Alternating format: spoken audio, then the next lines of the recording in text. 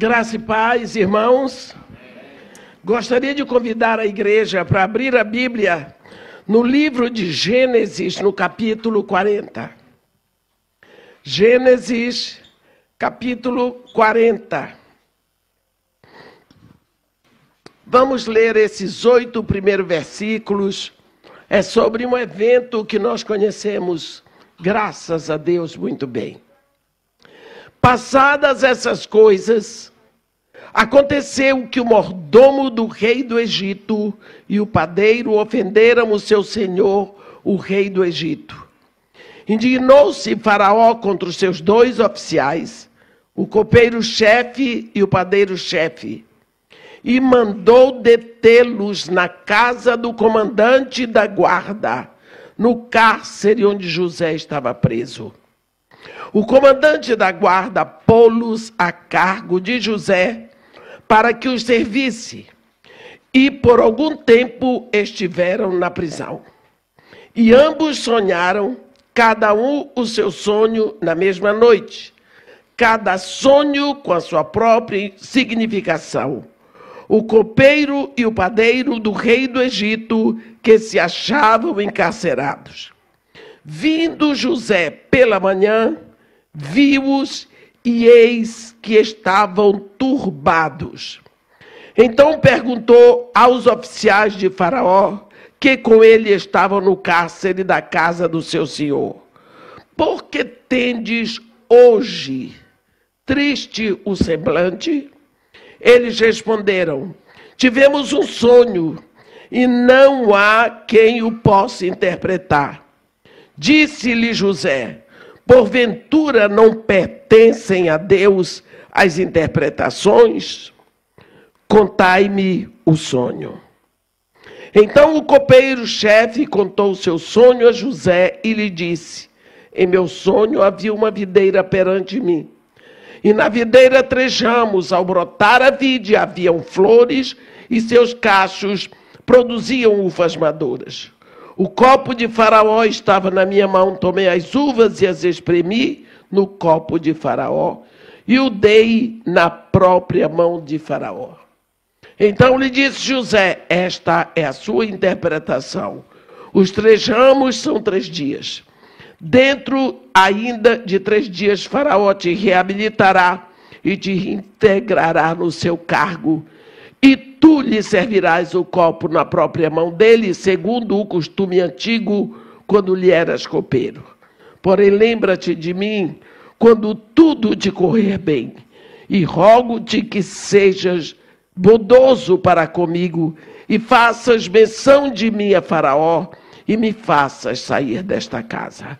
Porque de fato fui roubado da terra dos hebreus, e aqui nada fiz para que me pusessem nesta masmorra. Amém? Os irmãos podem sentar. Meus irmãos, a história de José é uma história tão conhecida nossa, tanto de cristãos, quanto de judeus, quanto de egípcios. É interessante, quando a gente chega no Egito, tudo que você vê que realmente vale a pena foi feito por Safenate Panéias, que é o nome de José. É uma alegria vermos o trabalho daquele rapaz na edificação daquele país. E eu queria aproveitar para dizer para vocês como é interessante ver o evangelho pregado por um cristão egípcio. Eu fiquei impressionada, porque eu fui lá e fui pregar 2 vezes na igreja dos coptas, que são os cristãos egípcios que estão sob perseguição. A última vez eu preguei e os guardas ficavam com a arma assim apontada. Então, mas os cristãos egípcios, eles dizem que o Egito foi a única nação da terra aonde o povo de Deus cresceu e prosperou. O povo de Deus, Deus mandou para o Egito para que eles fossem abençoados. Lá eles cresceram, se multiplicaram e prosperaram. Os egípcios esqueceram tudo que fizeram ao povo judeu. Graças a Deus, lembraram que era bom. E tem outra coisa também, como cristãos, eles dizem que o Egito protegeu o Filho de Deus. Porque quando Herodes queria matar Jesus, Deus mandou que José levasse seu filho para o Egito. E o Filho de Deus foi protegido no Egito. Então, é uma forma de vermos o evangelho pregado do outro lado que a gente não enxerga. Então, o Egito é abençoado, que foi o lugar onde o Filho de Deus foi guardado e, graças a Deus, sobreviveu. Então, só isso que eu queria dizer. Mas quando nós lembramos da história de José,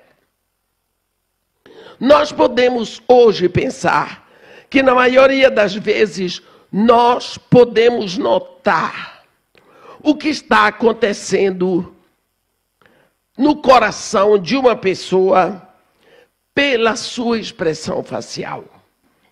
É muito difícil uma pessoa conseguir esconder o que vai no seu coração. Ela pode dizer que está tudo bem e você saber que não está pela expressão do seu rosto.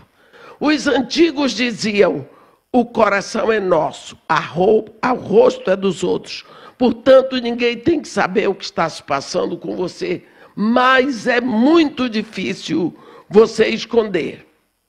Nós sabemos que José estava preso. Ele estava no presídio. E ali, 2 funcionários que trabalhavam direto com Faraó, ofenderam o Faraó e foram presos no cárcere onde José estava servindo. Ora, todo mundo ali devia amanhecer de rosto triste, não é? José era uma vítima. Os 2 copeiros ainda não tinham sido julgados. O copeiro e o padeiro ainda não tinham sido julgados, mas, desculpem, mas eles sabiam que coisa boa dali não ia acontecer. A Bíblia diz que eles ofenderam ao rei. Quem é que podia ofender Faraó e ficar vivo? Então, quando os 2 chegaram ali, o rosto deles já havia ser de preocupação e tristeza. Eu não acredito que houvesse dentro do cárcere uma pessoa que amanhecesse com o rosto brilhando de alegria, com muita esperança, benfazejo, porque todos estavam presos, distantes da família, esperando uma sentença que podia ser condenação à morte. Mas José, a Bíblia diz no versículo 6, vindo José pela manhã, viu-os e eis que estavam turbados, estavam perturbados, estavam angustiados. José percebeu muita tristeza e preocupação no rosto daqueles 2 homens. Por quê? A coisa tinha subido do nível normal. Porque eles haviam tido um sonho. José, embora ele estivesse pessoalmente sofrendo, ele se sentiu feliz em poder ajudar as pessoas. Seria muito mais fácil, nessas horas, ficar preso nos seus próprios problemas, nas suas próprias dores, lambendo suas próprias feridas e deixar todo mundo, cada um que se vire. Mas ele disparou no coração de José o gatilho da misericórdia.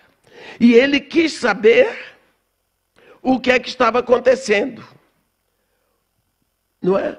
Por que tendes hoje triste o semblante? Olha, Quando nós lemos, sabemos que aquilo foi o resultado de sonho que eles tiveram. Eu não sei se vocês são pessoas de sonhar muito. Existem sonhos que são apenas manifestações oníricas. Onirismo é a parte da psicologia que estuda os sonhos. Mas existem sonhos que são proféticos. O ministério profético, ele se expressa em várias modalidades. Tem êxtase, tem a visão aberta, tem a visão fechada, tem sonho. Como é que nós podemos discernir um sonho profético de um sonho normal, uma manifestação onírica? Primeiro, o sonho nunca acontece quando você está dormindo. O sonho nunca acontece quando você está acordado. O sonho acontece num espaço que nós chamamos espaço crepuscular da mente. É entre o sono e a vigília. Ou você começou a acordar, ou você começou a dormir. É nesse espaço que processa o sono, mas é muito rápido, em fração de segundos. E você sempre diz, pá, você chegou, eu não pude pegar o ouro. Ou então, eu sonhei, mas você esqueceu. Por quê? Porque você dormiu. Mas quando o sonho é profético, nesses momentos, Deus pode trazer uma mensagem. E nós conhecemos tantos ministérios na Bíblia. E José era um rapaz que tinha sonhos. Mas esses dois funcionários de Faraó tiveram um sonho e o rosto dele estava conturbado, quer dizer, estava mais triste. Eles mostravam aflição no rosto deles. Aflição. E José quis saber, quando José se interessa por eles, a gente pensa, por que José, já com tantos problemas, se interessou por eles?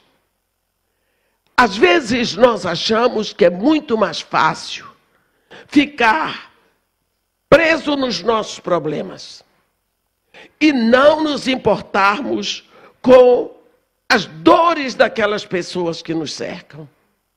Ficamos presos, nos sentindo vítimas, coitadinho de mim, e quem quiser que se dane. A nossa tendência egoísta é pensar, como se diz lá no norte do Brasil, é tempo de Murici, cada um por si. Se vire quem quiser. Farinha pouca, meu pirão primeiro. Então, nós não nos importamos com a dor que está em nossa volta, mas a dor daquele que está perto de você, hoje, pode afetar você amanhã. Nós precisamos estar abertos para perceber em que direção nós podemos ser úteis. Meus irmãos, existe um grito hoje que ficou no silêncio. Esse grito no silêncio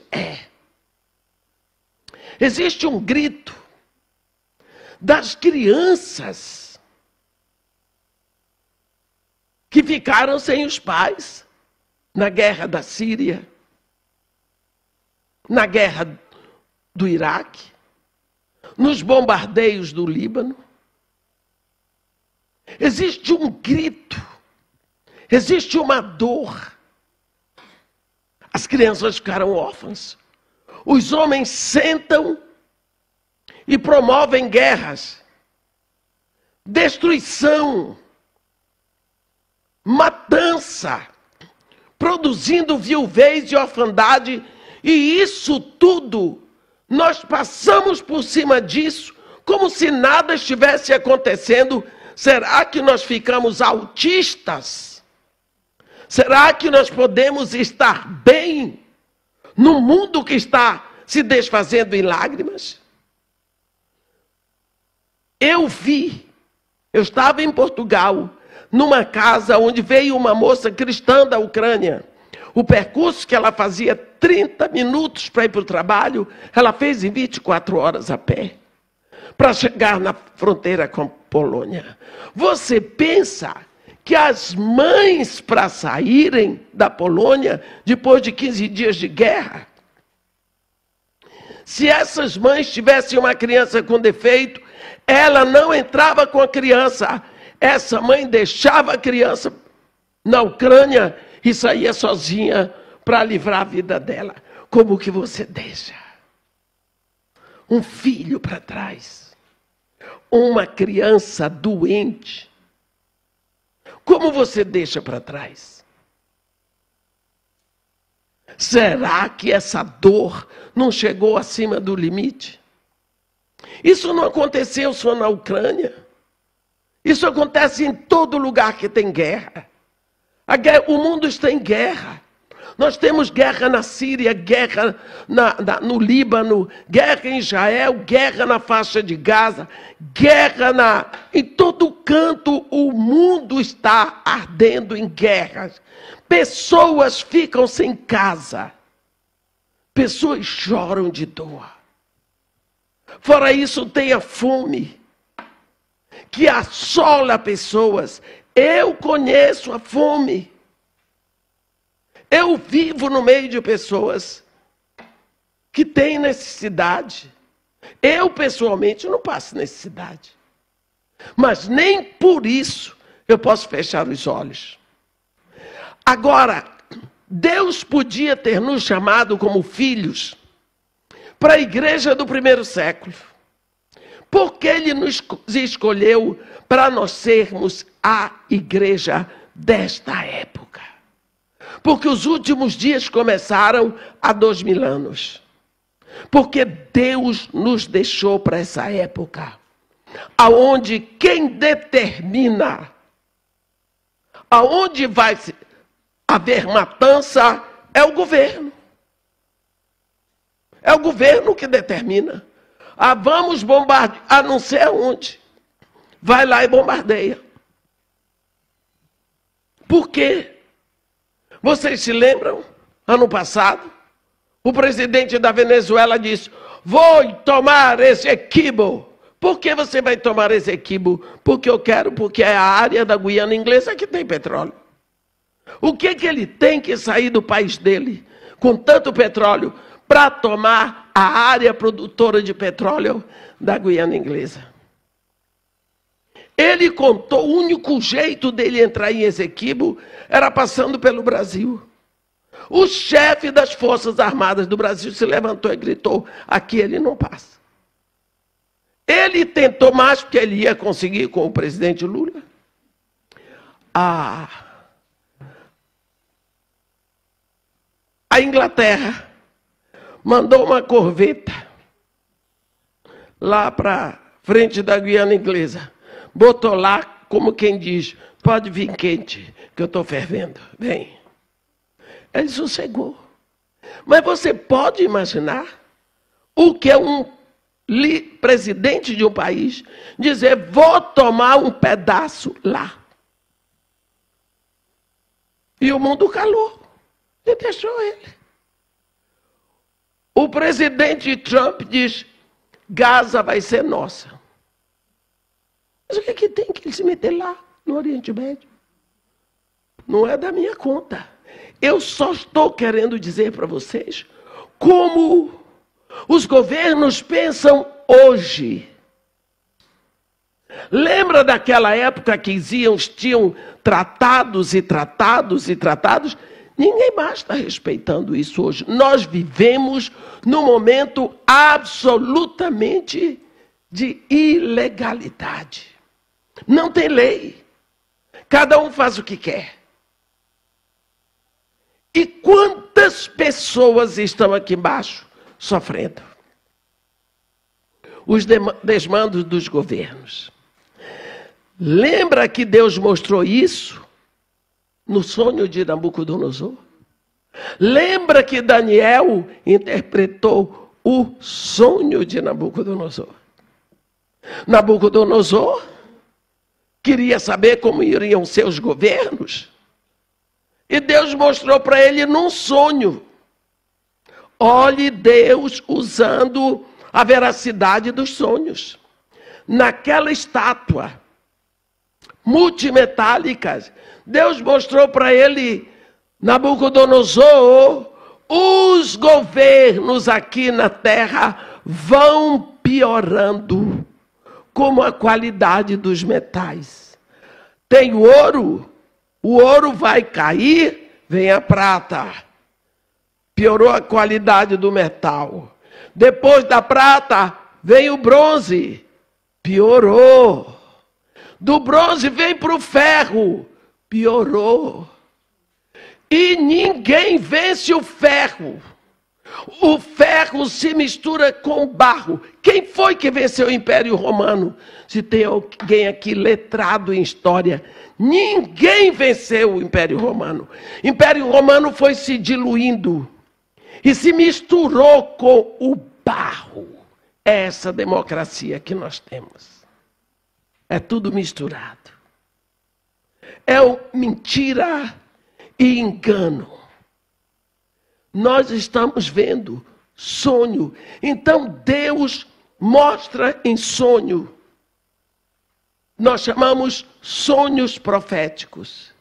Mas o que importa é que nós, como igreja, como filhos de Deus aqui na terra, nós possamos olhar para o rosto do nosso irmão e dizer: fulano, você está triste.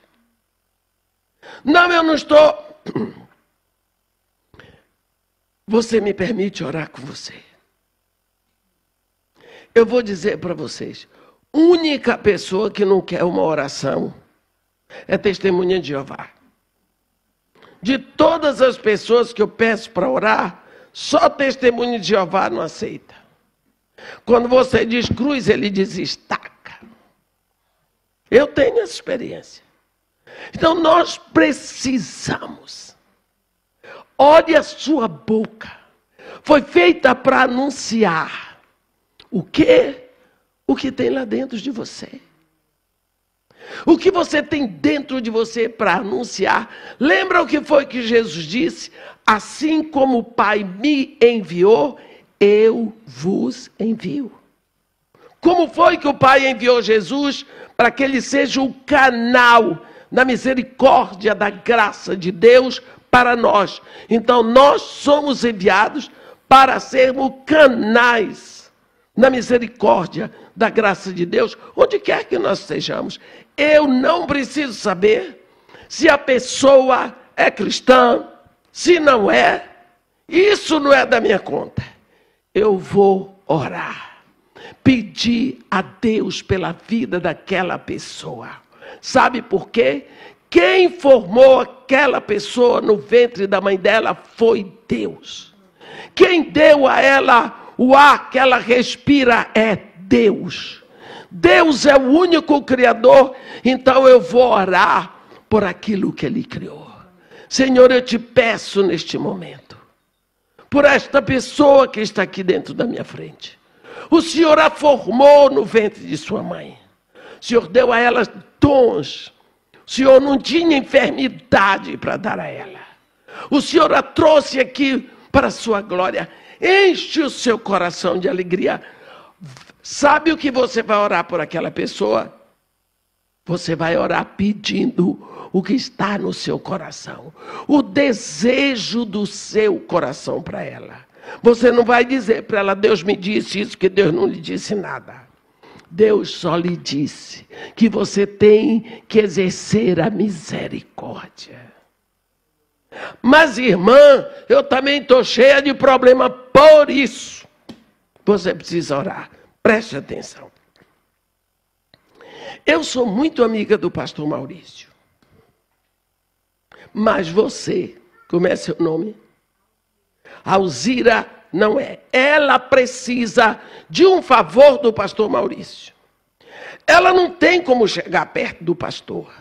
Ela diz: irmã, será que a senhora não podia falar com o pastor Maurício a meu respeito? Eu estou precisando tanto de um barco que ele tem ali no fundo da igreja. Não sei nem se existe mais, mas vai que existe. Quem sabe a senhora não podia pedir para ele tudo para mim? Então eu digo, ô pastor, eu tenho uma amiga, o nome dela é Alzira. Ela diz que tem um barco ali no fundo da igreja, que o senhor não se desfaz do barco de jeito nenhum. Ela precisava deste barco. Então, eu conheço o pastor Maurício, eu vou falar do jeito que eu vou mexer no coração dele. Eu lhe pergunto, quem é que está diante do pastor Maurício? Eu. A Alzira não tem, ele não sabe. Você acha que se eu tiver com a camisa rasgada, ele não vai ver? Você acha que se eu tiver descalça, ele não vai ver? Vai. Essa é a graça da intercessão. Quando eu vou diante de Deus, orando por uma pessoa, Deus vê primeiro a mim. Sou eu que tenho o privilégio de estar diante de Deus. Então, eu estava diante do pastor, consegui o favor para Alzira. Mas quem saiu de lá de mão cheia fui eu. Então, quanto mais você ora pelas pessoas, mais você vai diante de Deus. E Deus se alegra com isso. José tinha tudo para não se interessar pelos problemas dos outros. Afinal de contas, esse padeiro e esse copeiro viviam lá no palácio de Faraó. Enquanto eu estou aqui no presídio, passando humilhações, meus irmãos fizeram o que fizeram comigo. Fui vendido como escrava. Aquela perereca da mulher de Futifar. E bababá. Ele era uma vítima. Ele era uma vítima. Ele podia ter sucumbido nas próprias feridas dele. Não vou me meter na vida de ninguém. Eu não quero nem saber. Pelo contrário. Esta dor sua pode ser uma armadilha para prender você na sua amargura. E você não estende a mão. Sua mão está sempre fechada. Você não abre. Seus braços sempre amarrados. Você não abre. Porque seu coração está fechado para se expressar para os outros. É uma derrota pessoal que culmina com o isolamento, com a solidão e com a amargura.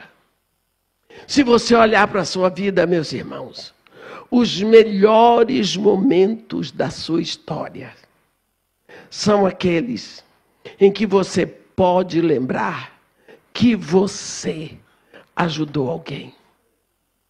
Esses são os melhores momentos.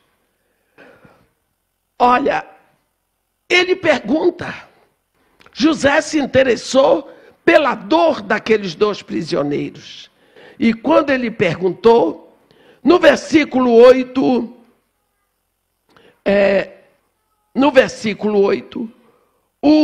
no versículo 9, José diz... Eles responderam, tivemos um sonho e não há quem possa interpretar. Sabe por quê? O homem natural não discerne as coisas espirituais. Está escrito. O sonho era de Deus. Foi Deus que deu. Foi Deus que deu. Mas Deus deu sonhos espirituais para os ímpios.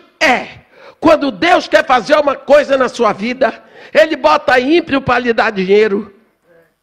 Ele bota ímpio para fazer tudo. O ímpio vai ser seu servo. Ele bota até o diabo para perturbar você. Porque Ele quer fazer uma obra na sua vida.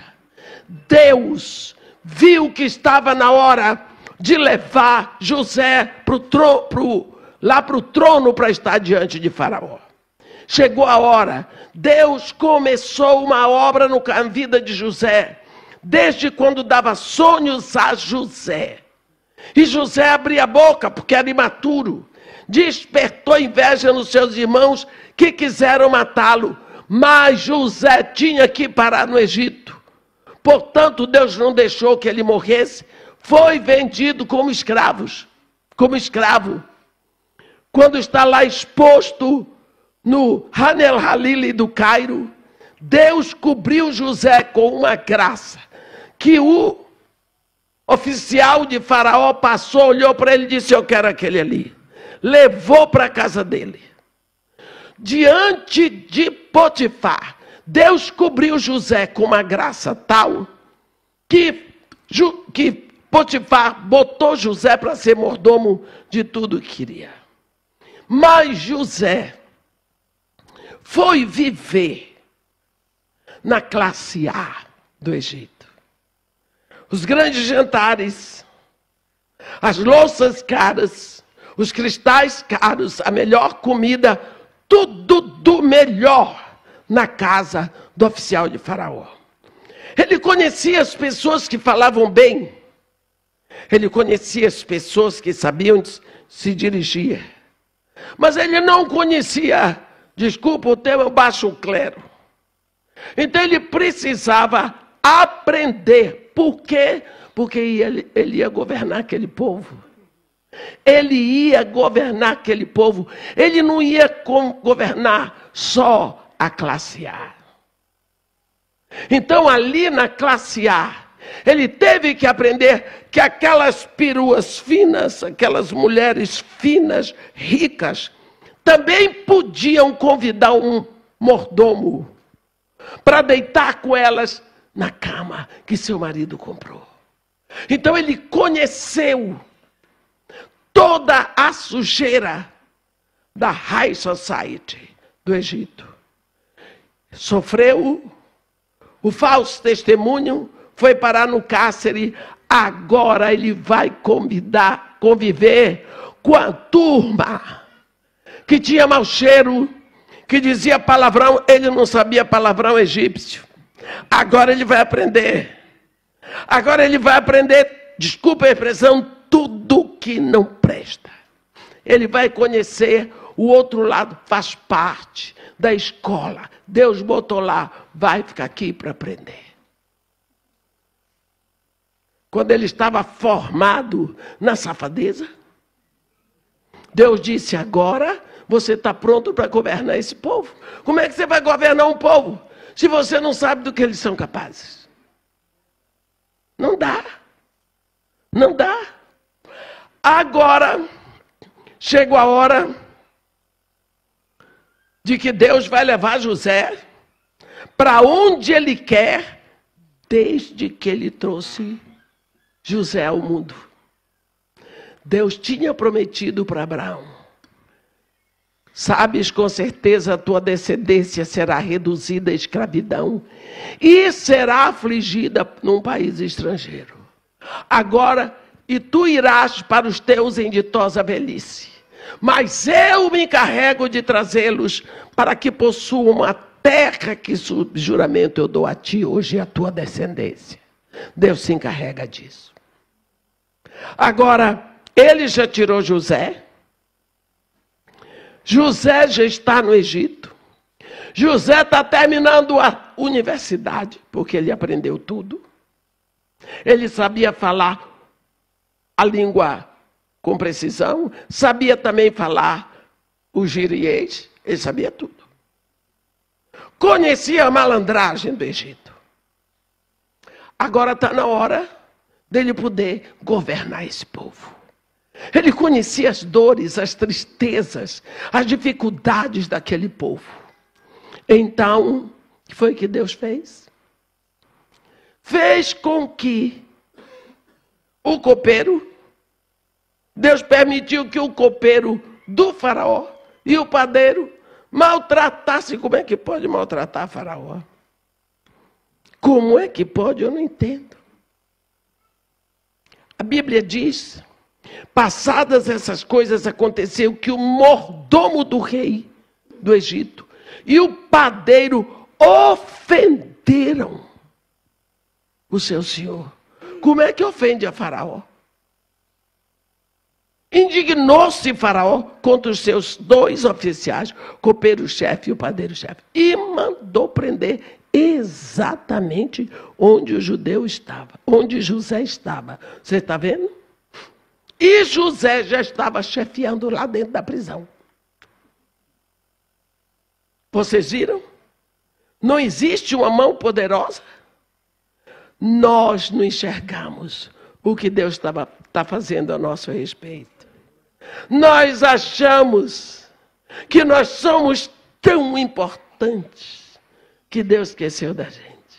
É muita gente para Deus cuidar, para um Deus que sabe o número de cabelo que tem na sua cabeça. Se foi Ele que criou você, você cria um cachorro, você cuida daquele cachorro. Deus estava se movendo. Só que José não sabia. Os 2 oficiais não sabiam. Faraó não sabia. Ninguém sabia. Mas nem por isso Deus desistiu do seu plano. Agora, os 2 têm um sonho que Deus deu. Ora, se foi Deus que deu o sonho, ninguém podia interpretar. Porque sonho espiritual, sonho dado por Deus, só é interpretado quando o Espírito dá a interpretação do sonho. Mais uma vez repetindo, o homem natural não discerne as coisas espirituais. Lembra quando Nabucodonosor teve o sonho?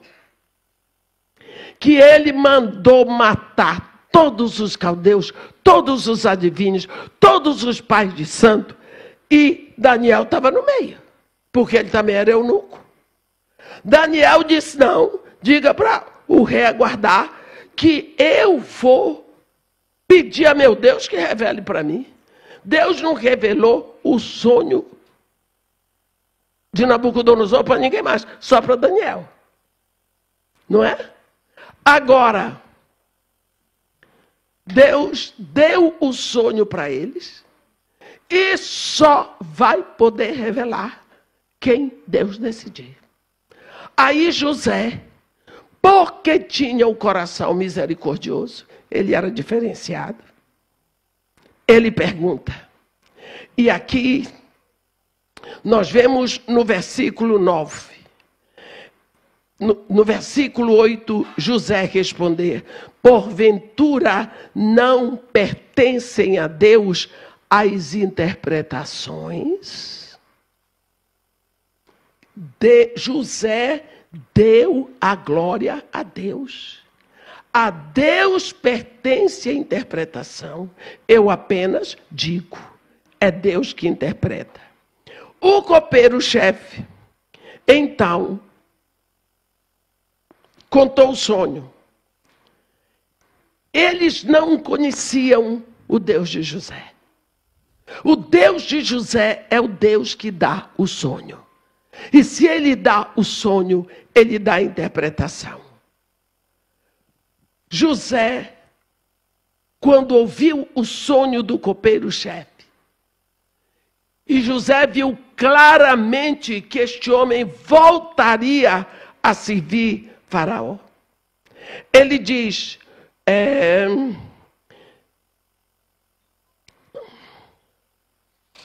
Faraó, ele diz: esta é a sua interpretação. Os 3 ramos são 3 dias. Dentro ainda de 3 dias, Faraó te reabilitará e te reintegrará no seu cargo. E tu lhe darás o copo na própria mão dele, segundo o costume antigo, como lhe eras copeiro. Porém, lembra-te de mim. Acho tão triste esse momento. Coitado de José.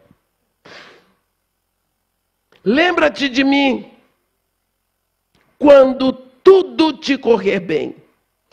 Rogo-te que sejas bondoso para comigo e faças menção de mim a Faraó e me faças sair desta casa. Olha, porque de fato fui roubado da terra dos hebreus e aqui nada fiz para que me pusessem nessa masmorra. José pede ajuda. Sabe que idade ele tinha? 30 anos. Quando ele foi tirado da casa de seu pai, ele tinha 17. Olha a juventude desse rapaz. 30 anos. Ele pediu socorro. Ele pediu ajuda. Ele precisava de um intermediário. Não havia advogado. Existia uma sentença sobre ele. E a sentença era injusta porque era mentirosa. Tudo dependia de um falso testemunho. Aquele homem, José ficou na esperança. Dali a 3 dias, como José havia interpretado, este copeiro, chefe, é chamado, é restaurado, tudo para ele. Ele esqueceu de José. A Bíblia diz que ele esqueceu de José. Acabou. Está feito, fez, acabou. Estou numa boa agora, poxa, eu não quero nem lembrar daquele lugar. Por que será que Deus permitiu que ele estivesse ali? Deus tinha um plano para José. Mas quantas vezes Deus lhe faz passar por uma dor, para que você tenha misericórdia de pessoas que estão naquela dor? A Bíblia diz que nós consolamos com o consolo que já recebemos. Aquele homem foi ingrato. O segundo mandamento de Deus é a gratidão.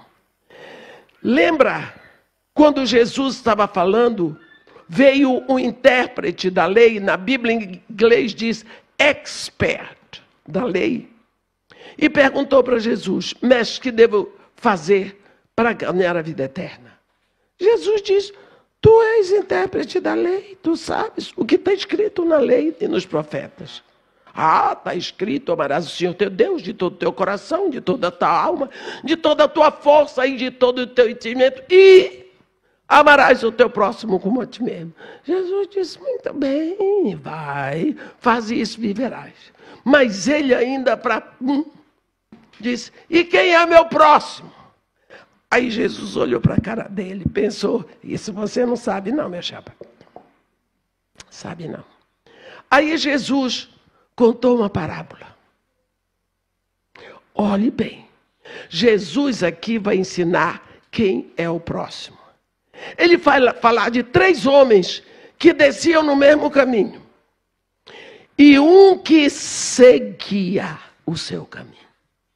O primeiro homem descia de Jerusalém para Jericó, caiu na mão de salteadores, que depois de tudo lhe tomaram, deixaram na beira do caminho semi-morto. Casualmente, descia de Jerusalém pelo mesmo caminho um sacerdote. Vendo, passou largo. O caminho era largo, né?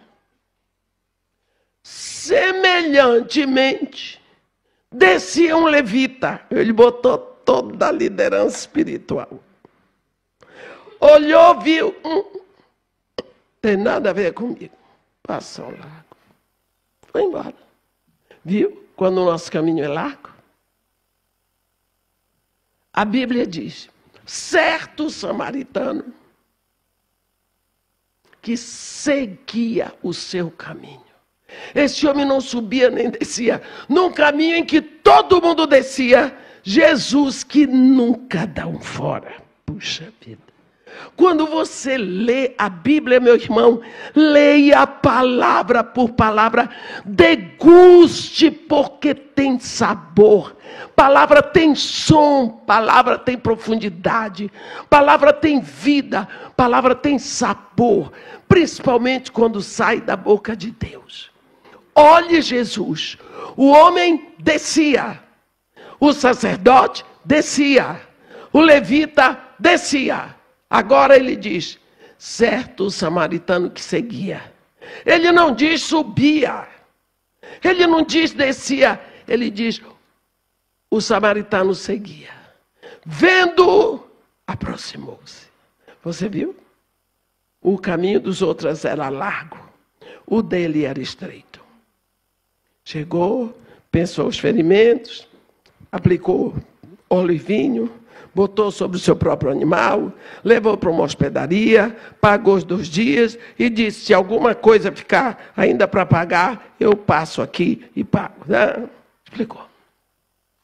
Aí Jesus faz uma pergunta para o expert da lei. Quem destes 3? Sacerdote, levita e samaritano. Te parece ter sido o próximo daquele que estava lá no chão?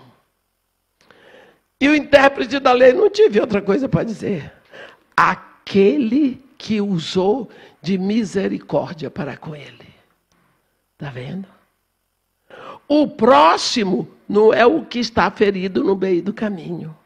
O próximo é aquele que se aproximou, que usou de misericórdia. É aquele que nós devemos amar. No Catecismo de Westminster, a Bíblia diz que o primeiro mandamento é amar a Deus, o segundo é amar ao próximo. Mas está escrito assim lá, o segundo é semelhante a este. Por quê? Nós precisamos amar a Deus. Mas o próximo, ninguém nos amou mais do que Deus. Então, amar a Deus e amar ao próximo é a mesma coisa. Então, o segundo mandamento é o mandamento da gratidão. Não temos gratidão. Quer que eu lhe diga o grande problema do evangelho hoje?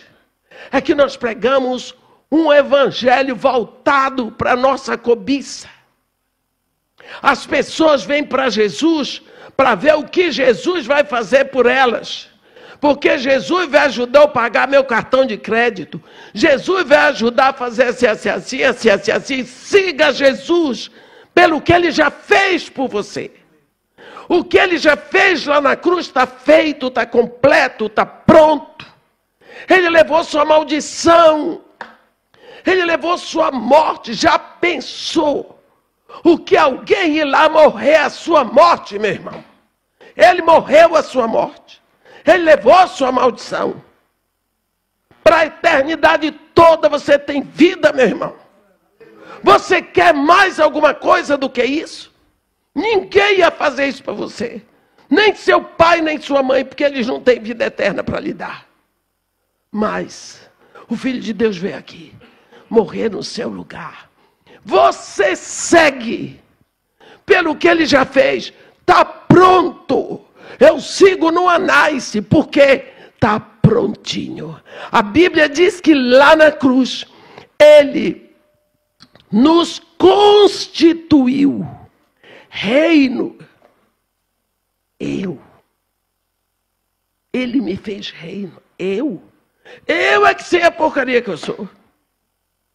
Sacerdote.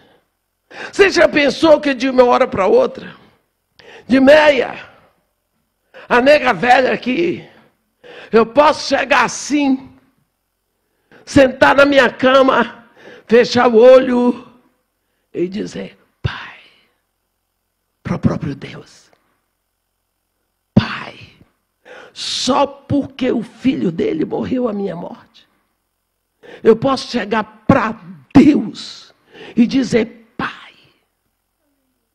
Pai, você merece isso, meu irmão.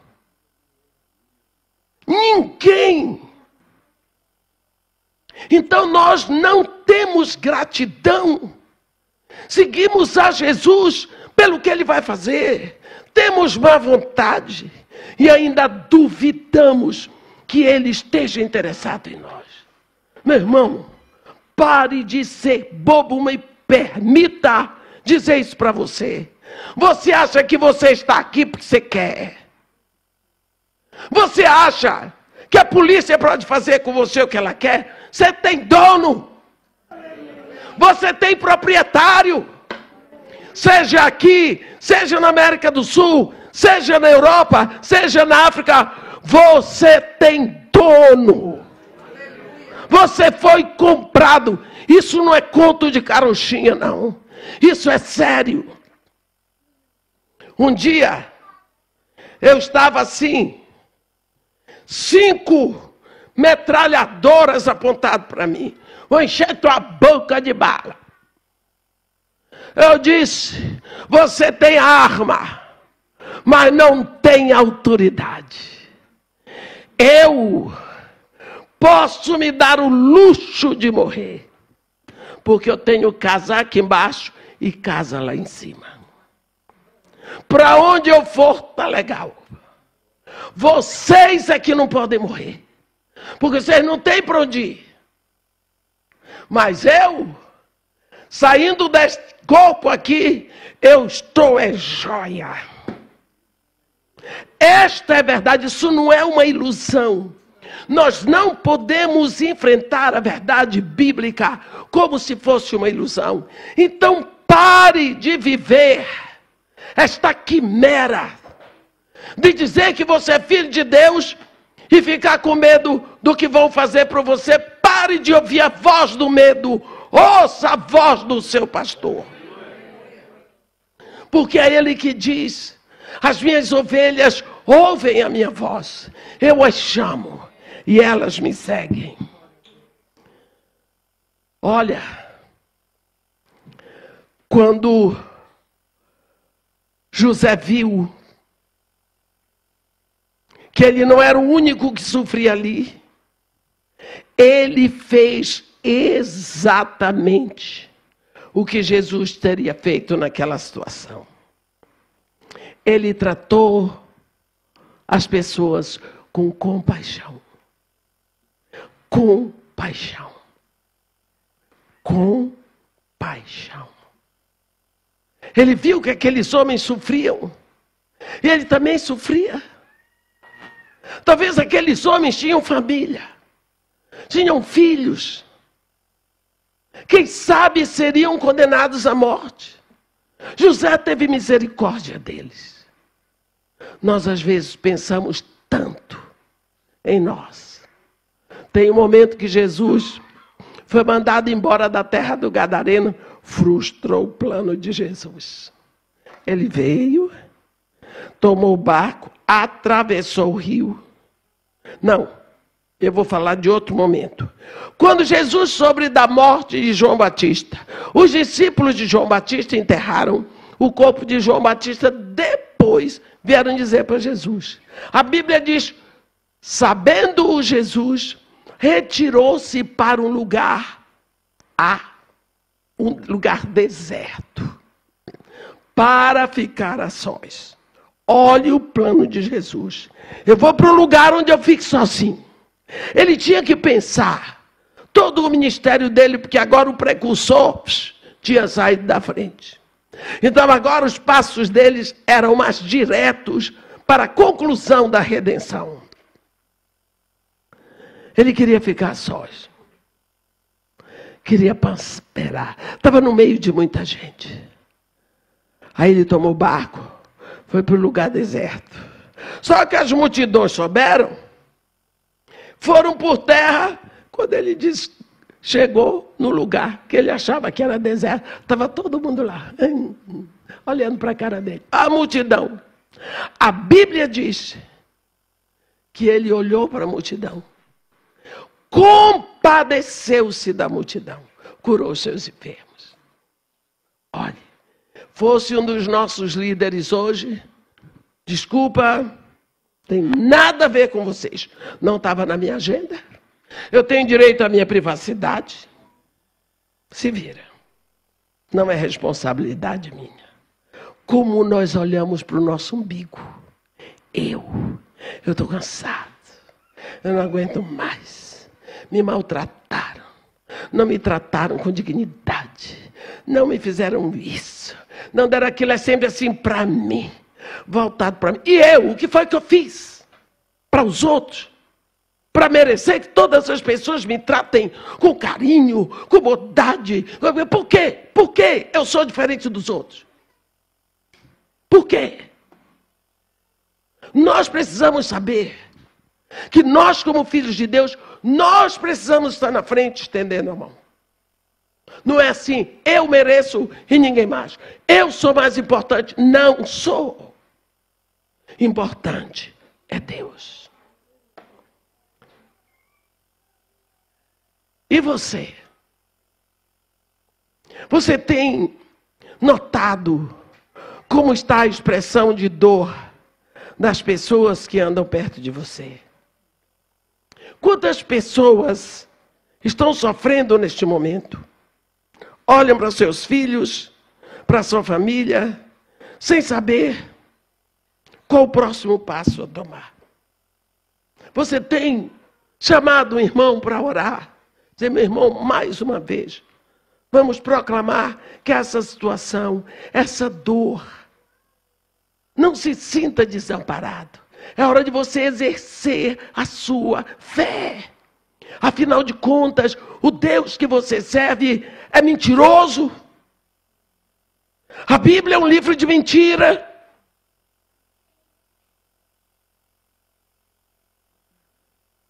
Em tempos difíceis, meus irmãos, nós ficamos absorvidos em nós mesmos. E não pensamos em tantas pessoas que naquele momento estão sofrendo.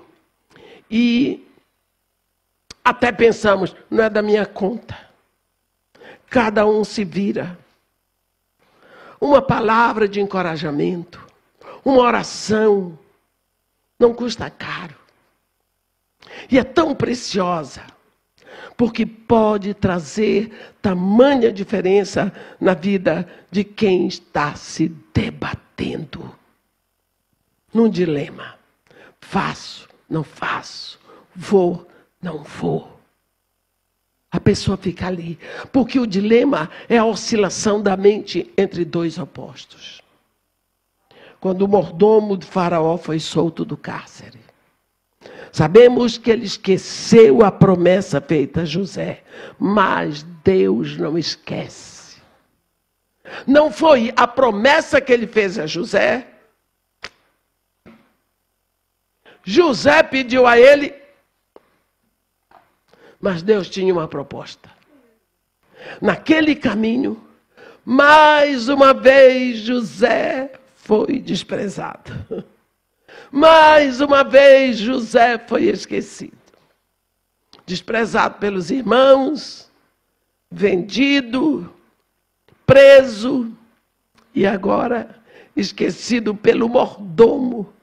Gente, mas eu fui tão boa com ele, eu fui tão bom com ele. Ele estava aqui, eu interpretei o sonho dele. Eu fiz isso, eu fiz aquilo. O safado saiu daqui, esqueceu de mim. Deus não esqueceu de você. Deus não esqueceu de você. Deus não permitiu que o mordomo atrapalhasse o plano dele. José ainda tinha que passar por essa rebarba, para ele saber que não adianta ficar pedindo favores. Os melhores dias de José ainda estavam para vir, ainda estava para frente. Sua ascendência ao governo do Egito estava lá, preparada para ele. O seu trabalho para a nação egípcia, o impacto da sua liderança até hoje, a reconciliação com sua família, estava tudo para frente.